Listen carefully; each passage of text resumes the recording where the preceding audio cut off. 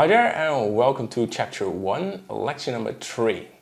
So this lecture is about the techniques from the old masters and my own development.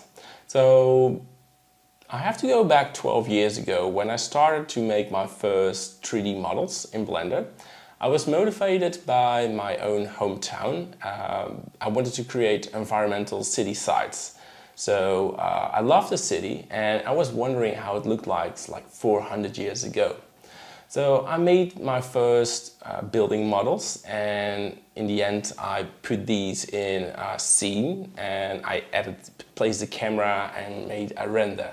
So that was my first environmental scene. And the result was, I was happy with it, but I knew it wasn't really matching the qualities of the beautiful environmental paintings that I love so much. So at the time I had no idea about composition, about the details in buildings. I was just doing something. And slowly over the years I made a progression in making more detailed buildings, but it never came to a sort of result that was satisfying.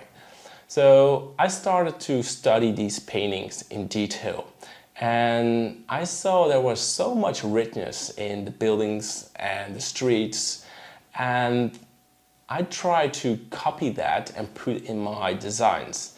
And that improved it pretty well. So after a couple of years, these environmental scenes started to look way better. So it wasn't any longer these low poly scenes with bad lighting. It started to look better. It wasn't good at all, but it was improved. It was about a couple of years ago that I started to visit an exposition about an 19th century environmental painter, and he showed how he created his scenes from just sketches to beautiful oil paintings.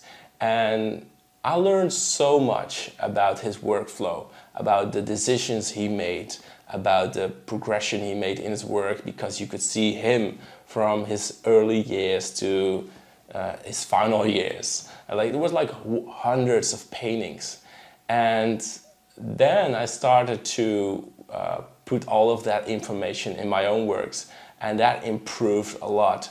So using the oil paintings, the environmental scenes from the 19th century or the 17th century is definitely worth it to develop yourself by watching it and trying to improve your own environmental scenes.